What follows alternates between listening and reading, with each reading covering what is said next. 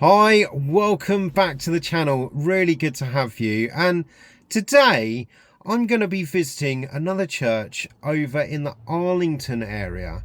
Next door to this church as well is a giant reservoir. So I'm going to have a bit of a walk around and go and check out this historical church and the reservoir.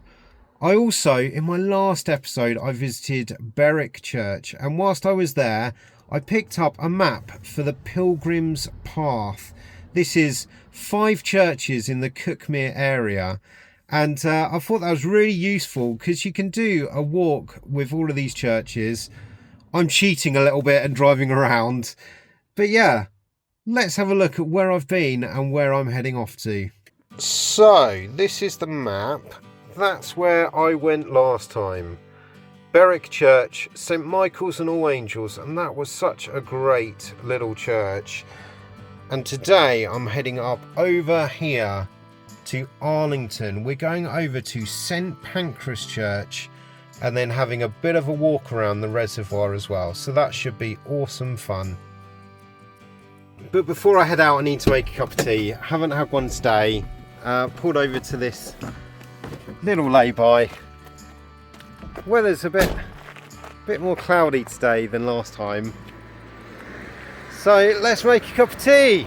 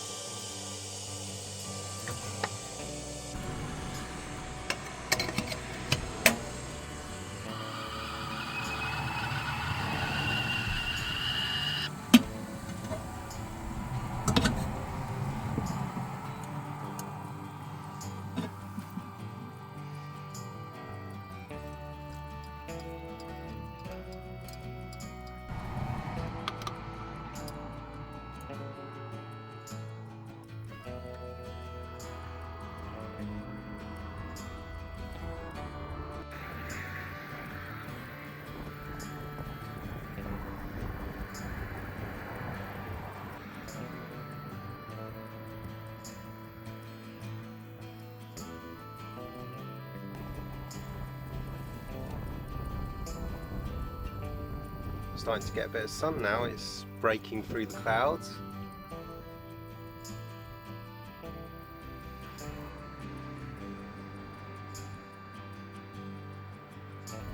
So the church that I'm going over to see, it's called St Pancras, and I think many places are called St Pancras. Obviously there's the station in London, but St Pancras has got a really interesting story. So the story goes, there was a Roman boy, he was about 14 years old, and he becomes a Christian in about 300 AD. So at this point, the Roman Empire is not yet Christian, and Pancras, I guess is his name, he's told that he needs to renounce being a Christian. He needs to stop it because it's not the Roman way, and he needs to give up his new faith. But he says no, and because of that, because of standing up for his faith in Jesus, for being a Christian, he gets martyred and ultimately becomes a saint, and many churches are named after him.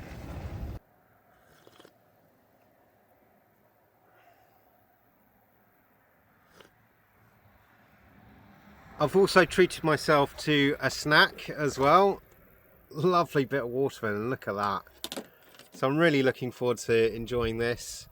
Great in the sun, a bit of sunshine fruit. And I'll be cooking something else up later as well for some lunch once I've visited the church. So check that out, really excited for that. But let's get some watermelon down me.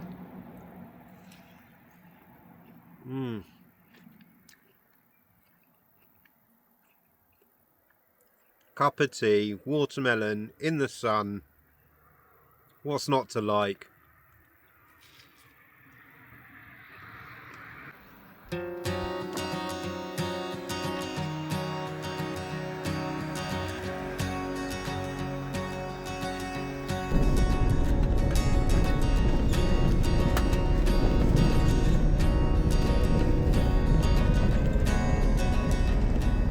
So I think I'm coming up to the church.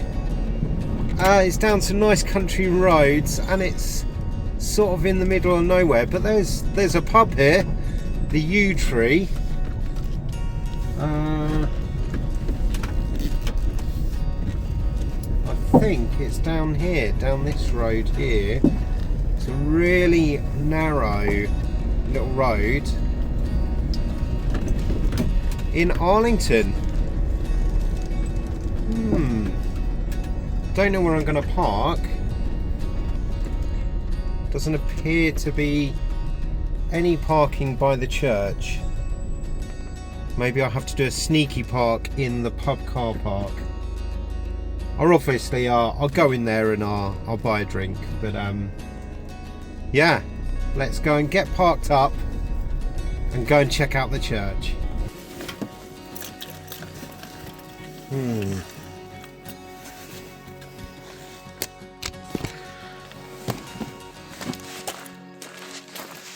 Oh, what a beautiful day. I think that'll be okay.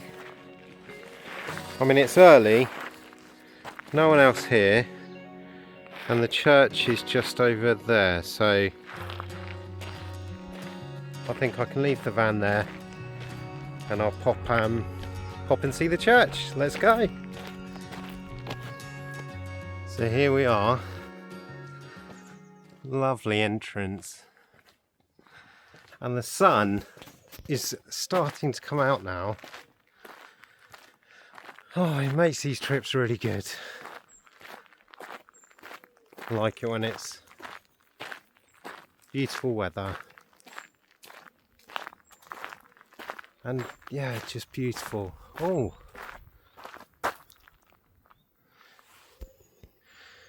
That's an old looking tree.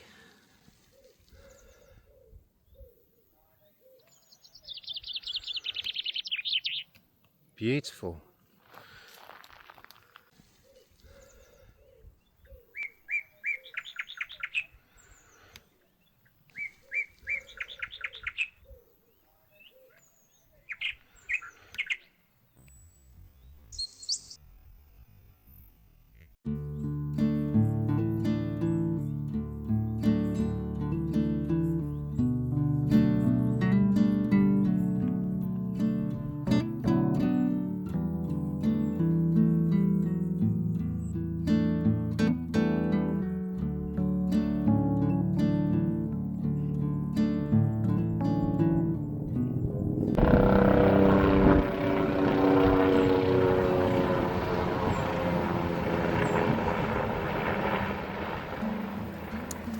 There we go, so that's the west entrance into the tower.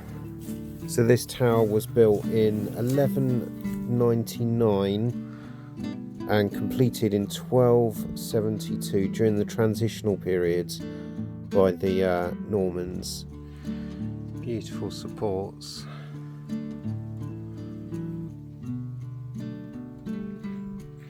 But you can no longer get in through the west entrance. You have to come in through the porch on the south side. And this porch was rebuilt using the existing stones.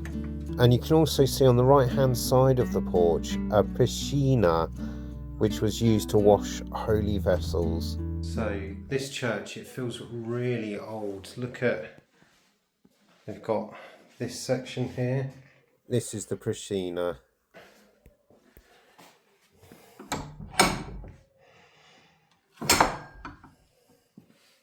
Stepping through the door and into this church, I just feel a weight of history, knowing that this church has got Anglo-Saxon origins through Norman times into Victorian, and then even in 19th century there was restoration work going on here. And during that restoration work they found evidence of a wooden building, a burnt out wooden building that used to be on this site. Could it even be a Roman building? Well, there is a theory that it was a church that was built and dedicated to St. Augustine in the 6th century when he came over. It's absolutely silent in here. I'm the only one. So I'm in the nave at the moment. And I'm just struck by how this has been built. Looks like the bottom of a boat, almost like it's been built by ship makers. Don't know if that's true, but when visiting ancient sites, old places, always look up. Otherwise you could miss something of absolute beauty. And I think that's stunning.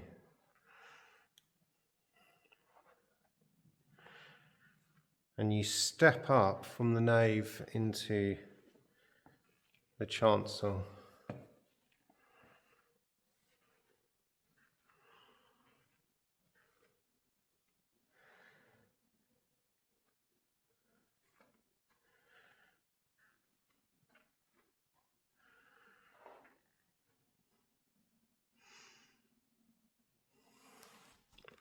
And then there's, above the altar, this beautiful stained glass window. So this was dedicated in memory of William Chandless, and he's got an interesting story. He was a Christian cowboy, an Amazon explorer.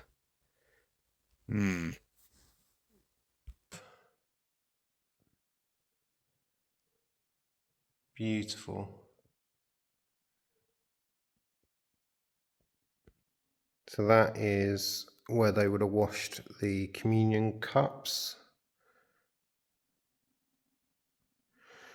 after taking communion.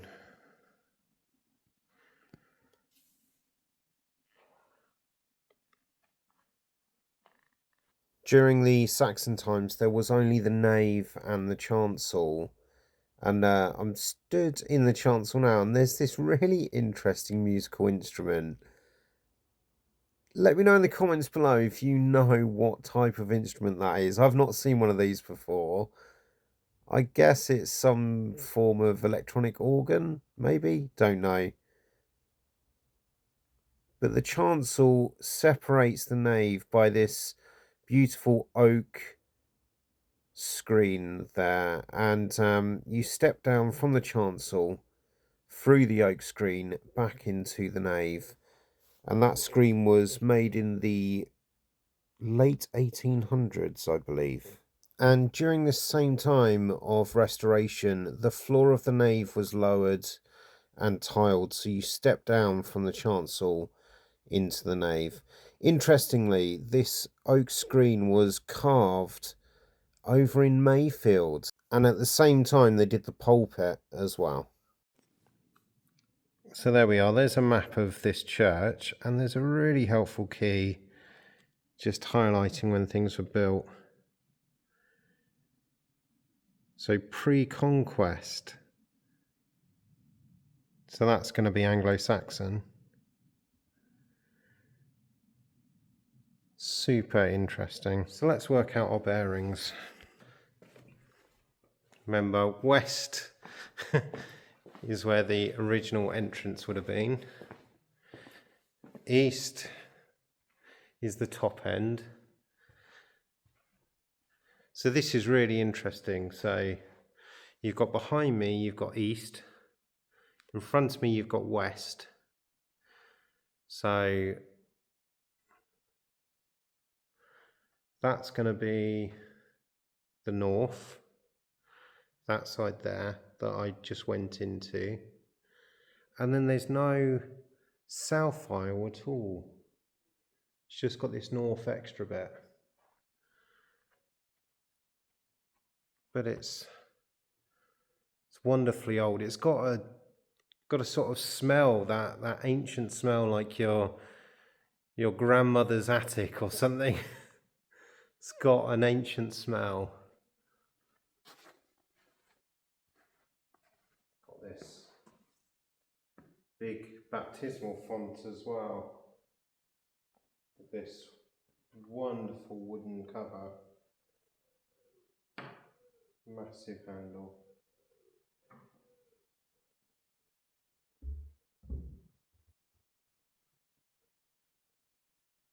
Cheeky look.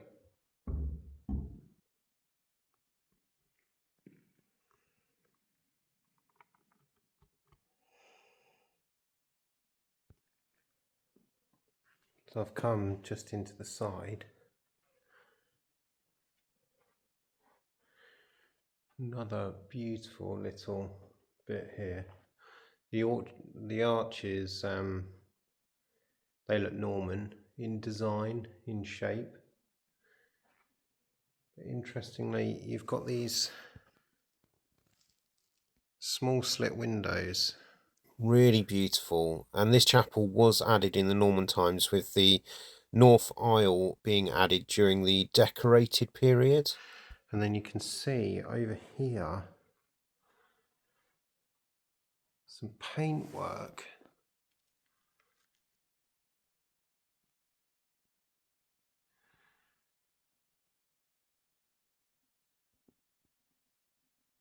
I imagine the whole church was painted in these wonderful designs. Beautiful. Reds and golds.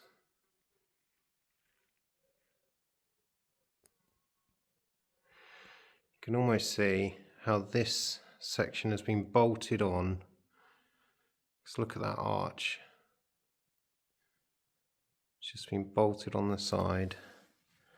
And there's I think more paintwork. Let's have a look at that. Yeah, so just above the archway into the tower, there's some more paintwork there. The red roses murals in the chapel, they come from the 14th century, super old, whilst there's also evidence of Elizabethan texts that come from the 18th century.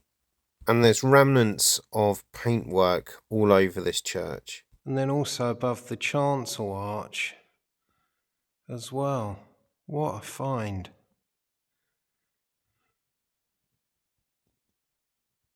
Anyone able to read Elizabethan English? That's what we're seeing here. Just incredible.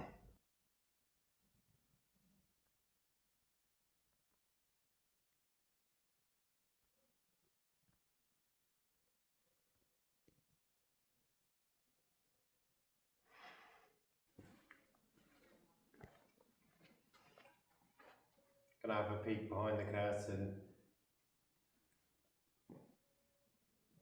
This screen just separates the tower from the nave, and it's a bit of a storage space now because they're not using that west door.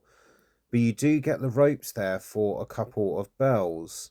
There's 3 bells in all, and they were restored, and they found on the restoration some inscriptions stating that they're from the 1600s. So there's 3 bells, and I'd love to hear them ringing. And it's such a shame that this tower is just used as a storage space now. What is the hat? What is this? Anyone know what that is?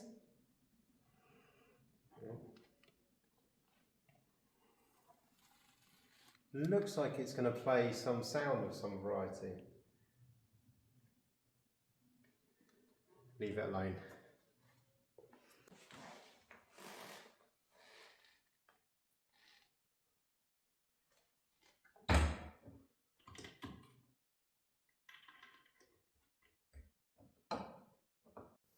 This heavy-duty wooden chest is really, really old, and I'm guessing that it's medieval. This would have been used to store lots of the church records, things like births and christenings. Really old and amazing it's still here. There's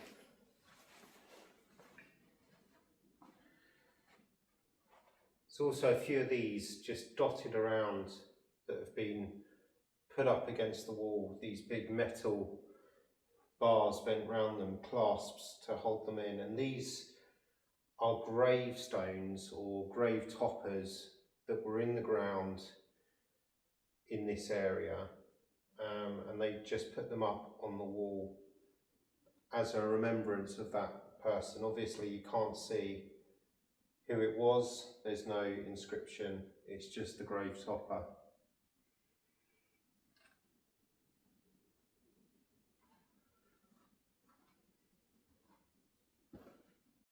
There's 8 of these grave lids scattered around the church, and they're dated from the medieval period in the 13th century.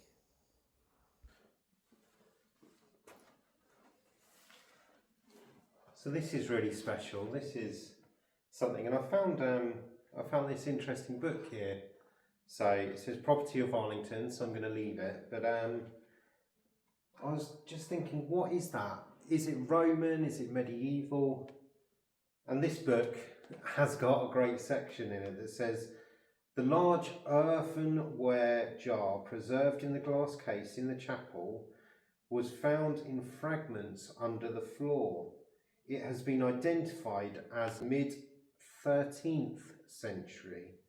So it's a mid-13th century jar for storing food. And it is believed to be the only example of its kind to have survived in Sussex. Another alternative view is that it dates from the Saxon period.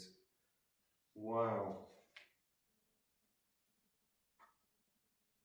I mean, I could get lost in a book like this. It's called In Love and Faith, Arlington Church and the Churchyard. The only one to be found in Sussex, and it's just in this really humble place. Just incredible.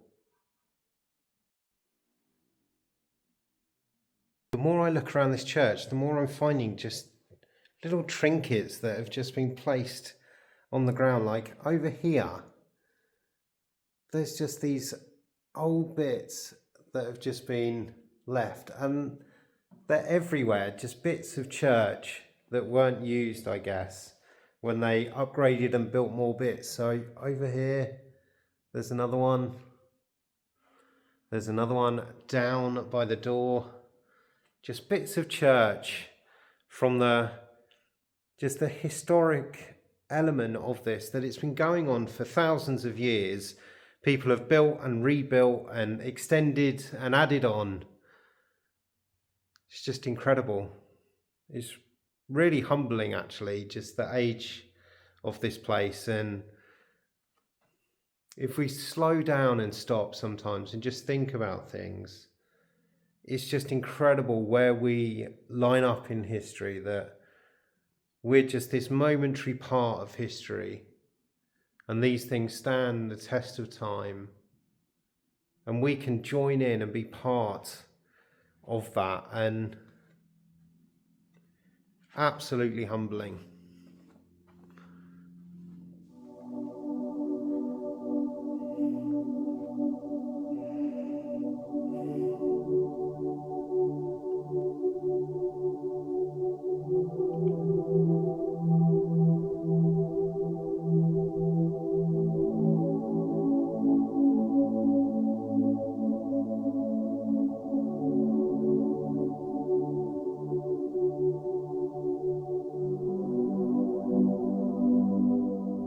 Each time that I move around this church, I'm noticing new things. Like in the chancel, there's a leper window.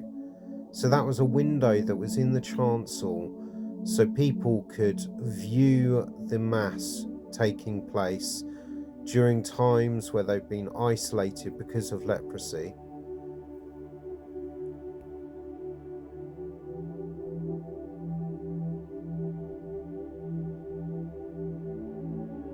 The longer I stayed here, the more my heart was touched. It became actually such a weight that I had to take a moment, just sitting in the peace and quiet and just thinking and focusing on the things that are important.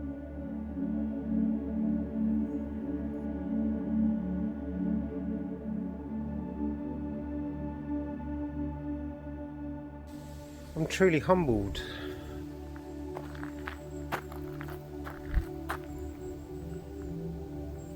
I do feel truly humbled by that church, just in a way that I wasn't expecting actually.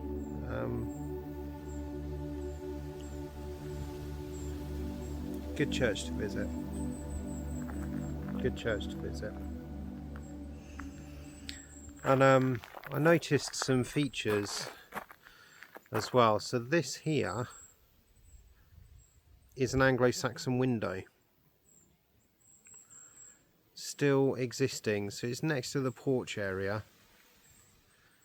And then I noticed just along from it as well, we've got some, over in this corner, some Anglo-Saxon stonework as well, still surviving. So really interesting and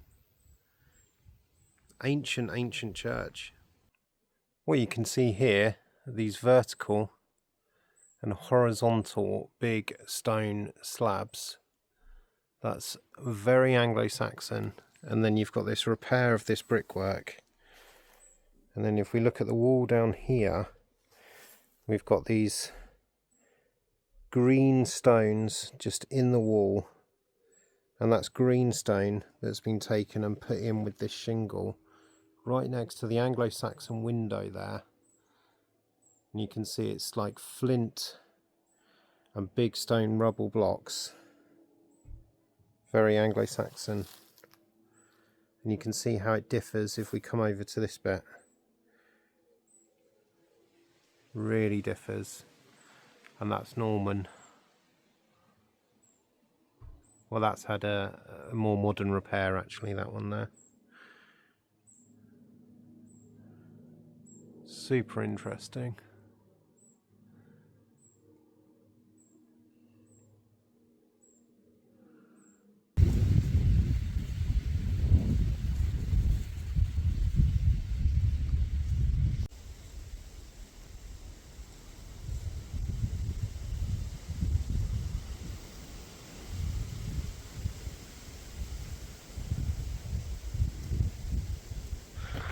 Time to head back to the van, get a bit of lunch before I head over to the reservoir. I'm really looking forward to going over there, but I'm really hungry.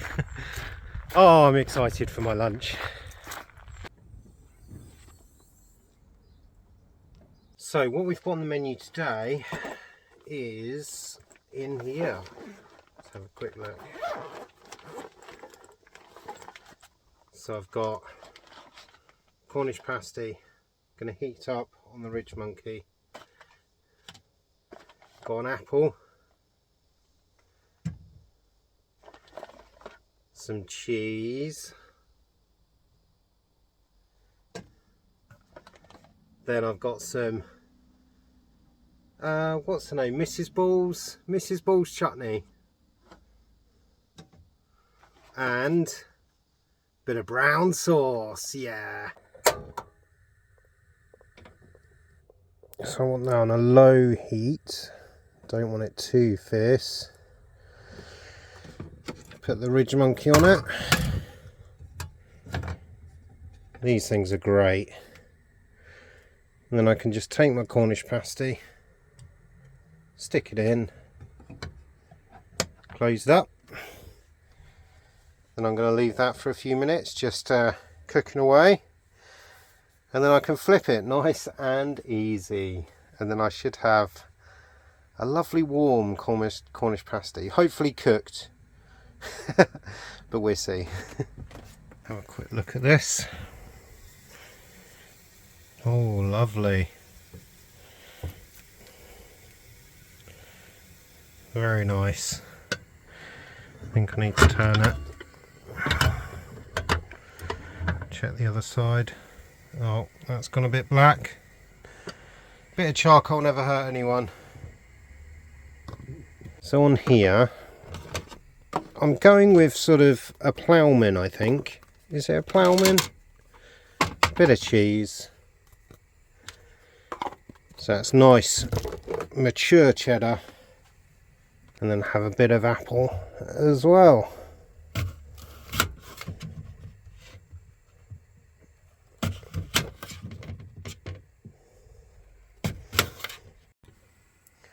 Right, I think that's ready now.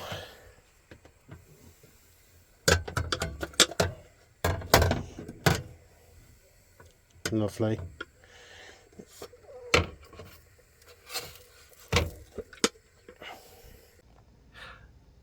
There we are. Ignore the charcoal. I am very much looking forward to that. Bit of brown sauce, bit of chutney. What's not to like?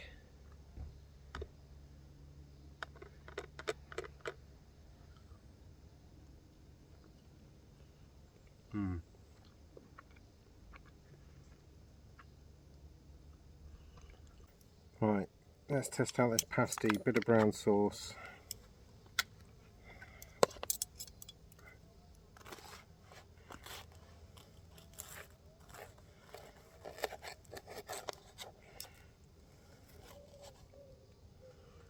Ooh.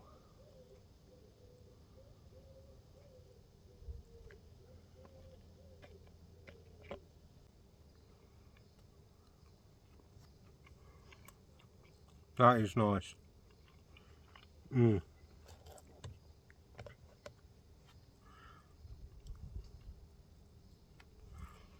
love a Cornish pasty. Not in Cornwall, but you can have it anywhere, I feel.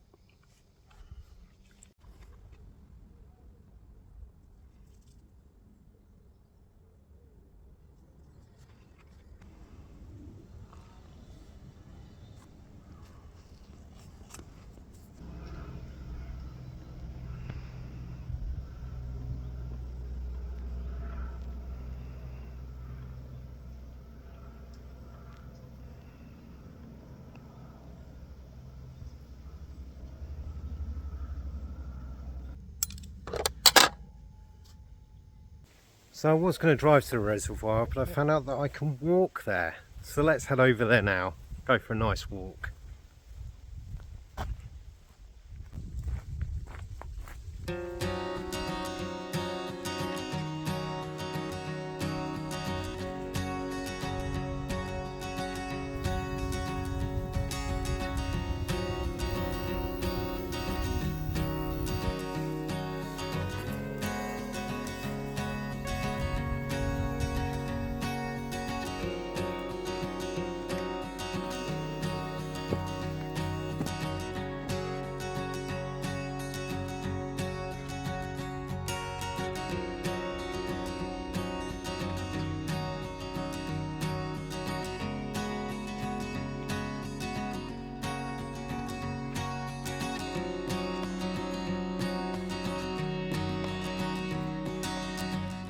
And I've made it. Not too far. Ah, another one of these style things. Oh.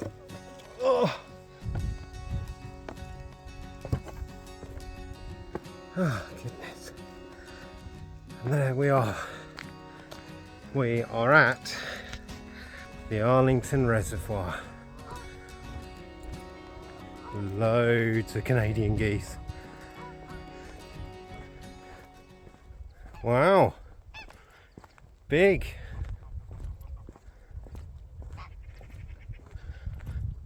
Goodness. It's like all of Canada's geese are here. So I think I'm gonna sit down on this wall, I think, and just have a drink, enjoy the reservoir, enjoy looking at a beautiful view, read my book, yeah, and then start heading back, I guess. But it's such a nice, beautiful area to be. Wow.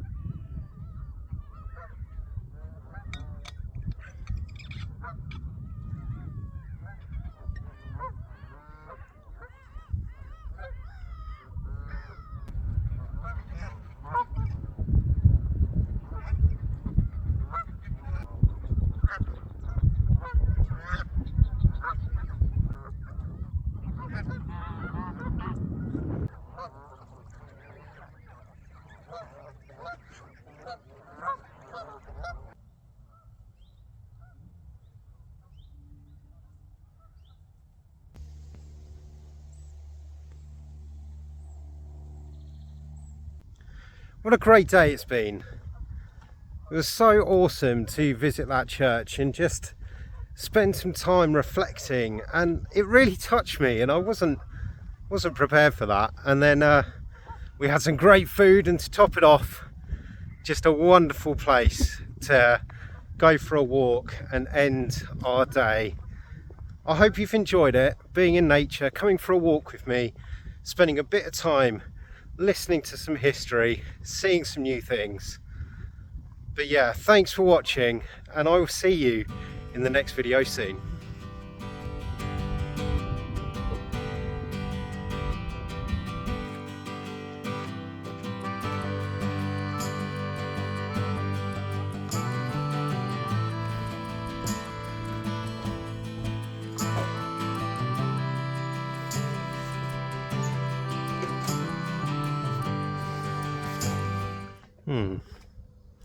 Maybe I'm not having a pint then.